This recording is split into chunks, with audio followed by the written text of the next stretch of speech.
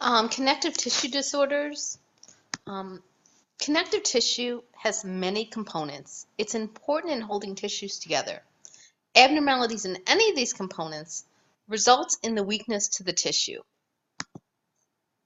So basically, connective tissue, as I said, they're the main components in the cell membrane to give strength. And so in cells, they give strength to the fibroblasts, chondrocytes in the cartilage, osteoblasts in the bone. We discussed the osteogenesis imperfecta. But they're also important in the extracellular matrix, including collagen, which was this is one of the major components of connective tissue, elastin. They're involved in proteoglycans, glycoproteins, as well as tissue fluids. So collagen, there are many different types of collagen, and collagen is one of the most important components to connective tissue. There's over 25 different genes that code for a variety of different types of collagen. Collagen is important in bone strength, joint strength, as well as the vascular system. In addition, collagen is involved. In addition to collagen, there are a lot of other genes that interact to give strength and stability to the connective tissue.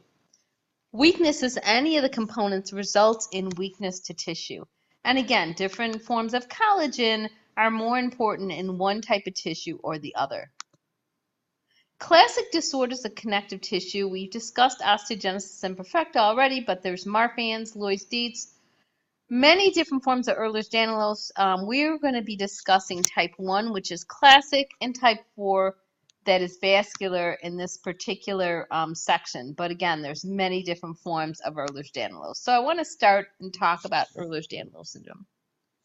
This is really a group of disorders of related systems involving the commonalities, joint hypermobility, easy bruising. The reason these patients bruise easily is because in between the tissue, there's it's not held together correctly, and so there's a little bit of bleeding underneath, and that's what really a bruise is, and elasticity of the skin. The symptoms derive their name from reports by Edward Ehlers, a Danish dermatologist in 1901, and Dr. Henry Danlos, a French physician with expertise in chemistry and skin in 1908. So again, these are completely different disorders with different genes that really have very little to do with each other except for they're associated with joint hypermobility and some skin issues.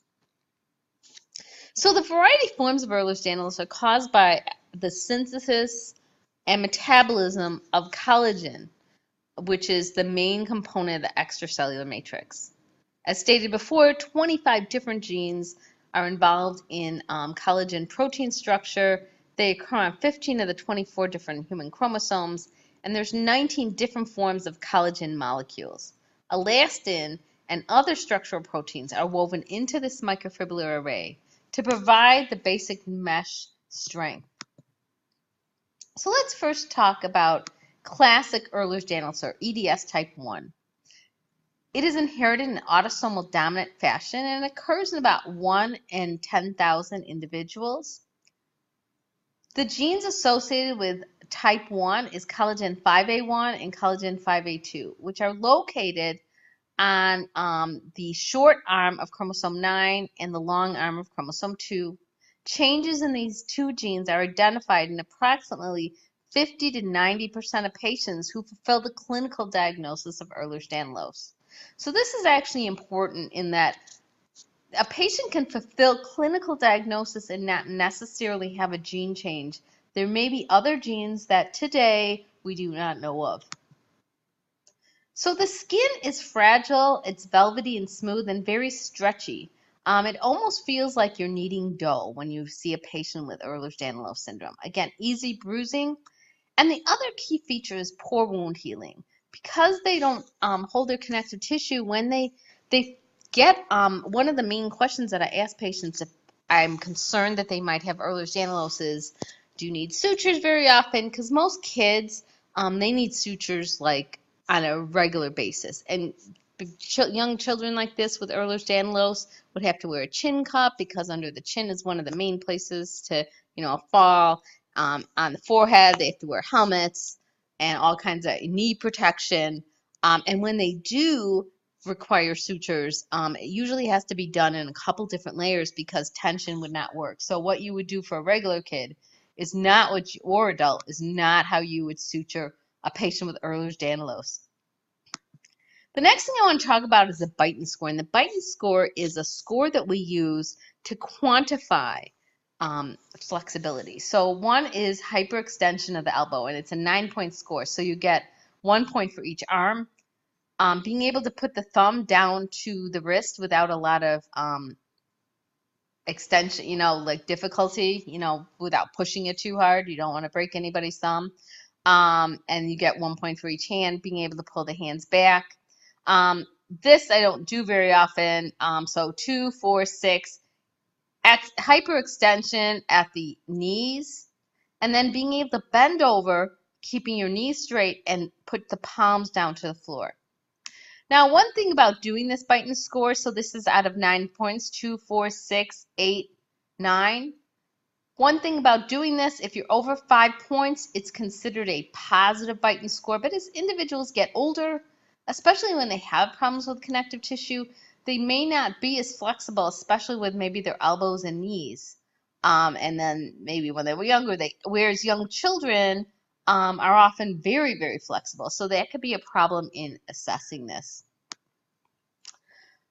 As we talked about earlier, skin has a characteristic kind of soft, velvety feel, and it's usually thin, atrophic. This is another thing. Whenever I'm seeing a patient with Ehlers Danlos, I like to look at their knees.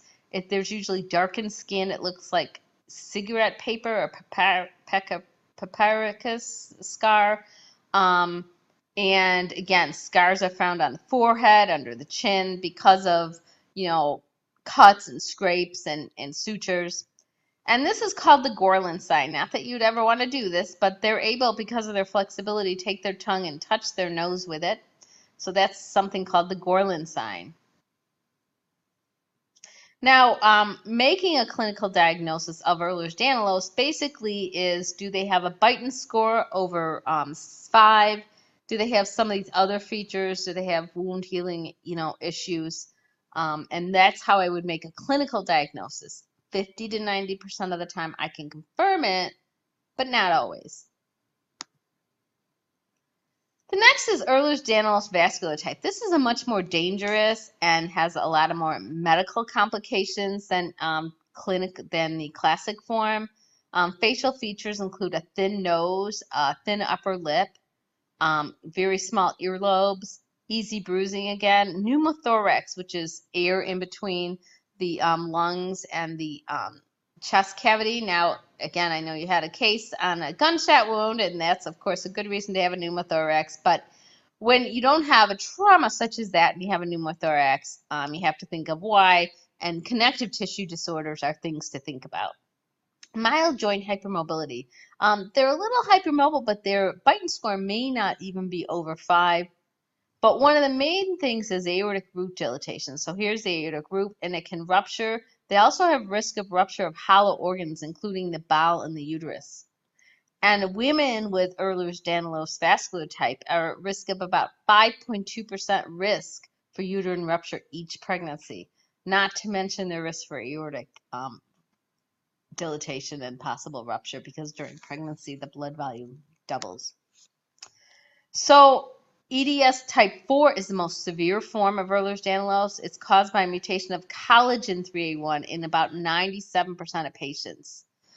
When I'm seeing a patient and I'm worried they have a connective tissue disorder, if I do testing and they do not have a change for collagen 3A1, I can feel confident that they do not have the vascular type. Unlike, I can't be 100% confident that they don't have the classic form.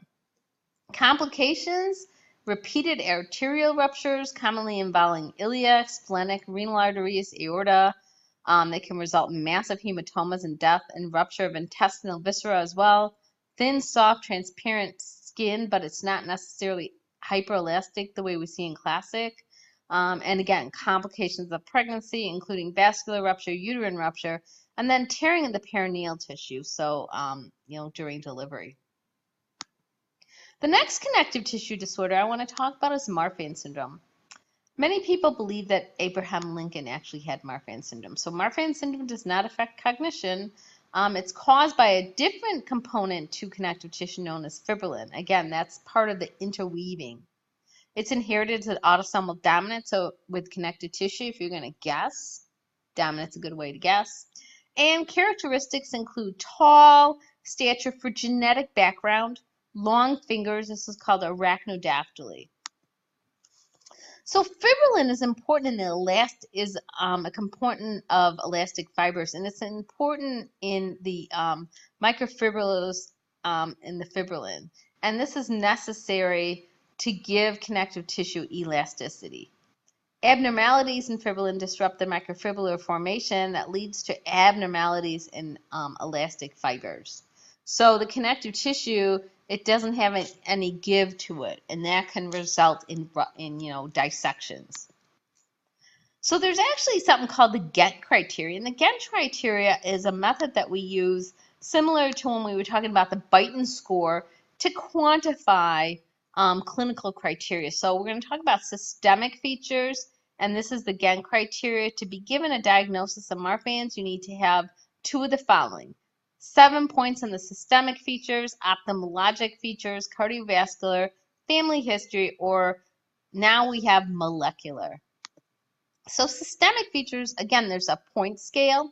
Chest wall deformities include pectus excavatum when you have an incurving of the chest wall, or pectus carinatum when it goes out. So if it goes out, this is a much less common way for you to have a chest wall deformity. So you get 2 points for that, 1 point for the pectus excavatum. Again, spontaneous pneumothorax, you actually get 2 points for that. And scoliosis greater than 20 degrees, get 2 points for. Flat feet is a common feature, but people that are very flexible, when they first stand, their arches might be high and then they drop because of the flexibility. You get a point for that. Being able to do both of these, the Steinberg thumb and the wrist sign. The Steinberg thumb is when you put your thumb across your hand and it hangs out the edge. And the wrist sign is having overlap here. If you can do both of these, you get 3 points. If you can do one or the other, you get 1 point. Lower body greater than upper body, or wingspan greater than height. And this is actually a little bit easier to quantify. So you measure their height and you compare it to the wingspan. And if it's more than 5%, then this is considered positive, and you get a point for that. Stretch marks or striae. Again, the connective tissue is not holding together very well, so they have stretch marks. Myopia. If we worried about everybody with myopia, we basically worry about everybody, but that's why this was moved to systemic. And mitral valve prolapse is another very common feature in, so it's moved from really almost the cardiovascular to the systemic. So you add all these up, and if you get more than 7 points, you fulfill one criteria, but you need a second. Ophthalmology, the major criteria is upward dislocation of the lens, or ectopia lentis. Minor, again, is myopic. Myopia, flat cornea, and elongated globes are other things that the ophthalmologist may identify during an exam. So just remember, upward lens dislocation is Marfan's, downward is homocystinuria. Clinical features, again, of the cardiovascular, major criteria is dilatation of the ascending aorta or aortic dissection. And again, we talked about the minor. So major criteria in the cardiovascular is dilatation with a Z-score greater than 2. Z-score is something that the cardiologist measures, and it has to do with not just how large it is, but how large it should be based on the individual's height, weight, etc.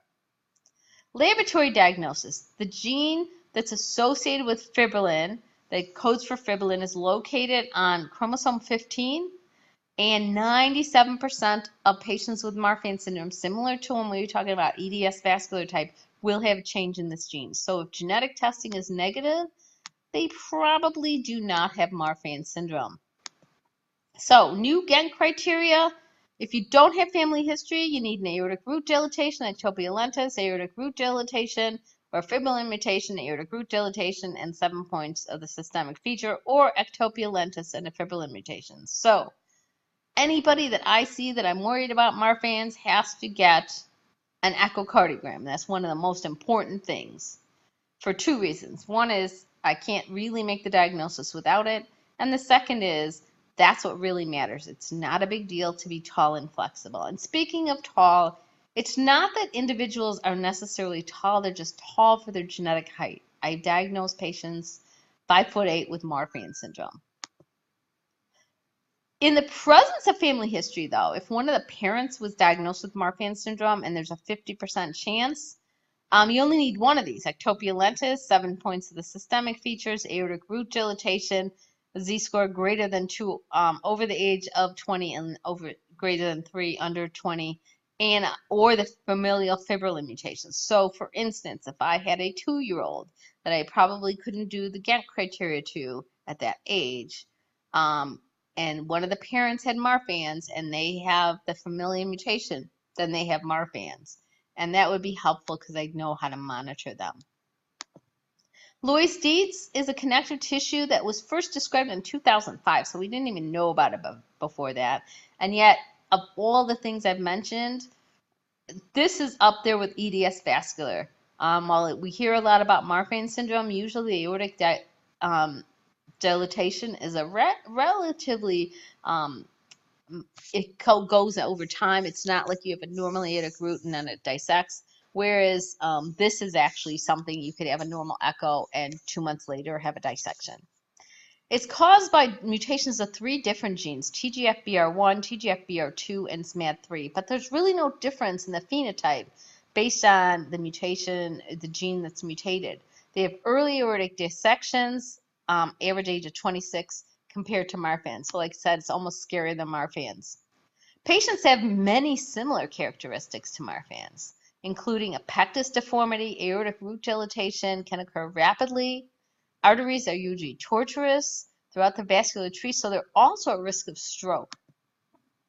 So again, clinical features: thoracic, cerebral, abdominal aortic aneurysms and dissections, tortuosity of the arteries, hypertelorism or wide-spaced eyes, pectus deformities like a pectus excavatum, scoliosis, again, just like Marfan's, joint laxity, long fingers, just like Marfan's. Here we have this positive Steinberg thumb. One difference is either a bifid uvula or even a cleft palate. Velvety, translucent skin. So again, all the features of a connective tissue, but one differentiating thing would be this bifid uvula or a cleft palate. So that concludes the module on connective tissue disorders.